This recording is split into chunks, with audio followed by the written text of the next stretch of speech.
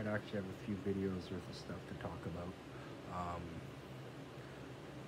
to all the thieves, who are taking my shit, making the world a better place through crime. Um, yeah, I'll bitch about the whatever, you are later. But we'll start out with, oh yeah, how the industry school does. So like, how does the industry school make money?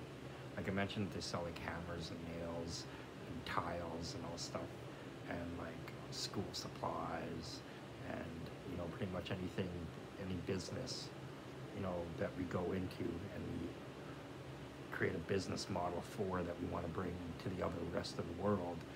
We start selling all the stuff that they need. We start selling all the stuff that they need, and even selling the stuff that they sell for them. Or they sell their stuff through us or whatever, as well as.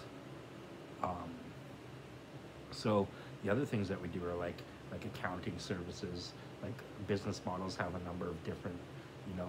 You could hire an employee for a number of different parts of your business, right?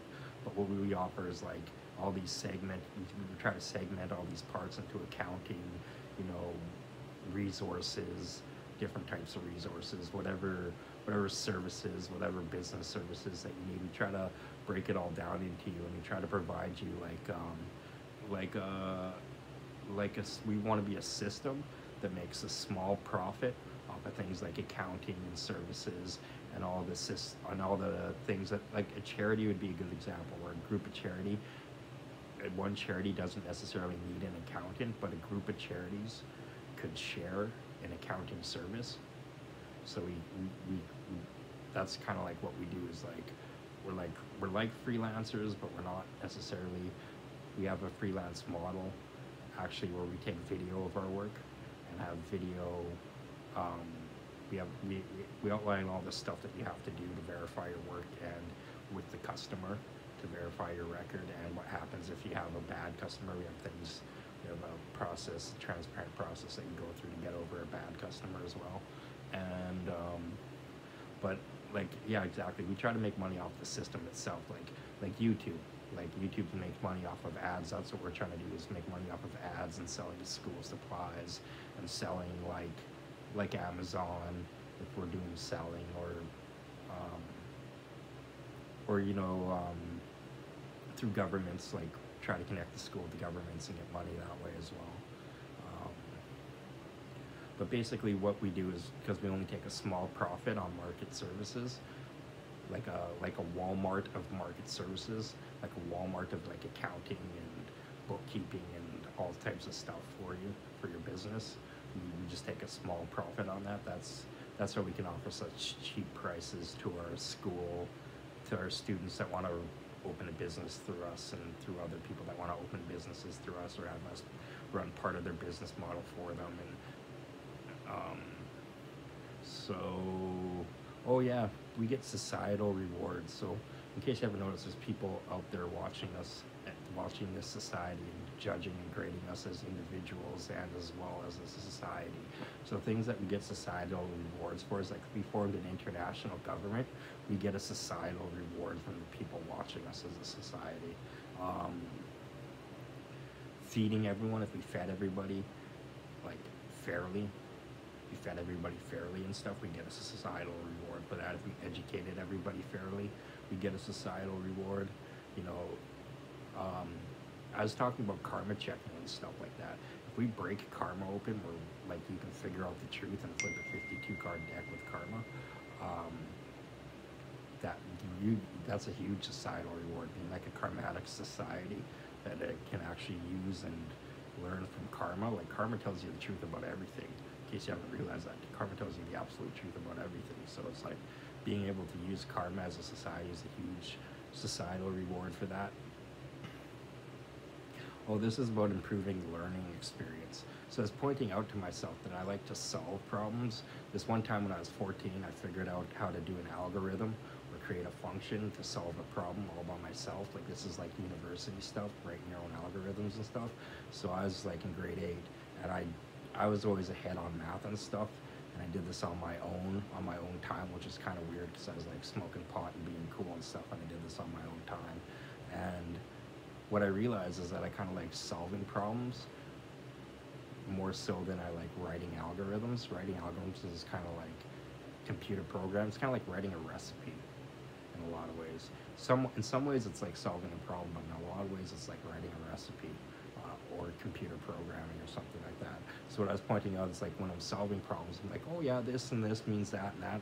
Put this together, and oh, I see these coming together here. Oh yeah, and it's going to equal that. Oh, okay, and then yeah, I'm going to bring in this, and it's a funner experience for me. Like I know what's going on. I'm having fun. I'm doing tricks. I'll do this trick to get, to figure out the answer quicker or whatever. Because I used to do a lot of math in my head and stuff like that too when I was in school. So like solving the problem was a lot funner for me and then creating an algorithm. It's like awkward. It's like, oh, what do I have to do? It's like, oh, I feel stupid. This is weird. I feel awkward. Oh, now I'm frustrated. Oh, I was going to do this. Oh, that doesn't make sense. It's like experience itself isn't as fun. You know what I mean? The experience itself isn't nearly as fun. And what the school does is shows somebody that has a good time doing that has just as fun of a time writing algorithms as I have solving problems. We try to create like a system, or try to create like a formula or an experience for you to learn from, to improve your own algorithm writing experience, or whatever experience you don't have fun doing, whatever tool you don't have fun doing. You find the kid, like, you notice some people are ingrained where they're able to do things that people consider work. They're just like, they love doing this stuff for some reason, and they're really good at it and stuff, and they're really good at it because they love doing it. So especially if you want to get good at something, it's really good to find a way to love the actual, what you're doing, the actual parts that you're doing. Like you might love music, but you might not like sitting behind a computer and clicking a mouse all day. And see, you have to find ways to love clicking that mouse. And some people have that ingrained into them and stuff like that. And that's how they get really good. And just like anything, like from welding to chopping wood to camping to not camping, to being like a hamster in an apartment. Like everybody has something that they're ingrained to that other people consider work. So they find something really fun that somebody else finds hard or difficult or work. So you can learn from that. You can learn, how did they make this so fun? How did they make this so fun for themselves that they got really good at it? And how did other people make these other things so fun for themselves if they got really good at it? So that's like improving the learning experience.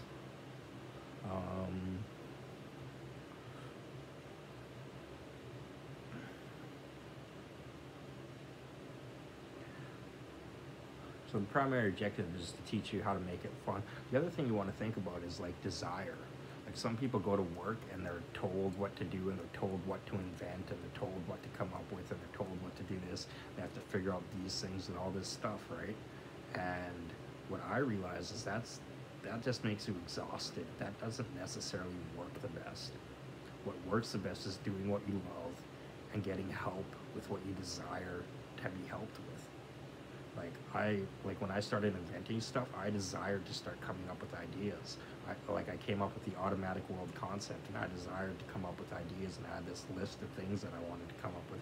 I hit everything on my list, and seriously, it's not because I was forced into it. I'd wait years, I'd wait months, I'd wait weeks, I'd wait years, and over the course of 10 years, I hit like everything on my list. Like seriously, like I have a CPU in there, I have a virtual CPU in there, I have a microscope, telescope, magnifying glass, I got a spaceship, I got like everything on my list, like seriously. So desire and putting yourself in a situation, like you might desire to come up with an audio program, but now you're desiring like some C++ skills, right? Or as opposed to if you're desiring to become, as opposed to you're desiring this new technology, this fundamental audio technology that makes 3D sound in physical space. You know what I mean? You're not going to necessarily want the same skills that you would if you were trying to do an audio plugin, right? And you have to think, is it that you desire this? Is it something that you love and you desire? Because this is the best way to get the best results and have the funnest learning experience and get the best help and do the most of the help that you get. And that's one of the things, that's the end of the video.